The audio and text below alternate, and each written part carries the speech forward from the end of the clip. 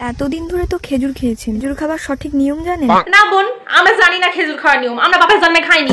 আপনারা যেটা খান ওটা হলো গায়ে লেগে থাকা ব্যাকটেরিয়া ভাইরাস, মশাগুলোকে ফেলে ভিতরে যেটা থাকে ওটাই আপনারা খান। তার মানে আমরা 14 পুরুষ ধরে যে নিয়মে খেজুর খেয়ে আসছি সেটা ভুল, আর তুই একা ঠিক। এই হলো আসল খেজুর। আচ্ছা বাবা ঠিক আছে, মানলাম তোর খেজুর খাওয়ার প্রসেসই ঠিক। নে এবার অন্য কিছু খাওয়া দেখা দেখি। আমার জন্য কিচ্ছু নেই, তাই ভাবলাম একটু লুঙ্গি মাখা করা।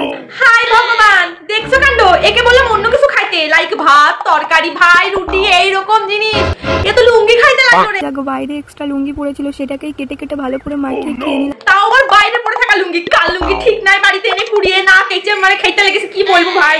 আজকে আমার মাথাতেই আসছিল না যে কি মাখা বানিয়ে খাবো। না আজকে মনে হচ্ছে বোন আমার ভালো কিছুই খাবে, দেখি কি খাই। আবার মনে পড়লো মাথায় এত উকুন হয়েছে, তো ফাইনালি আজকে উকুন মাখা বানাচ্ছি। আহা, মাখা বানিয়ে খেয়ে দেখলাম যেমন উকুন তেমন খেতে।